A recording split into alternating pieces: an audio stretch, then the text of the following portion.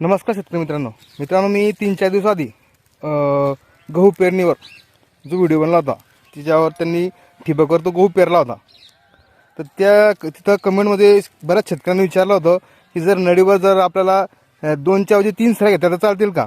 तर मित्रांनो मी तुम्हाला आज एक व्हिडिओ दाखवणार आहे। त्या व्हिडिओमध्ये त्या शेतकऱ्यांनी एका नळीवर 3 सऱ्या घेतल्यात, पण त्यांनी खूप बदल केलेत। ते काय काय बदल केलेत तुम्हाला दाखवतो।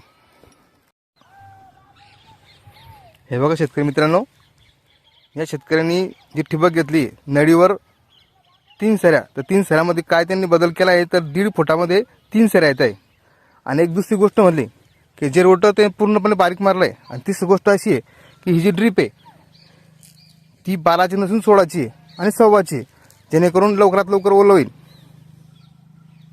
असे बरेच बदल त्यांनी केले, म्हणून ड्रीपवर त्यांना 3 सऱ्या घेता आल्या। तुम्हाला जर लावायचं असेल मित्रांनो तर तुम्ही असा बदल करून नक्कीच एका ड्रीपवर 3 सऱ्या घेऊन सण गव्हाचं उत्पन्न घेऊ शकता। मित्रांनो व्हिडिओ कसा वाटला नक्की कळवा। चला तर मग, जय जवान जय किसान। लढा तू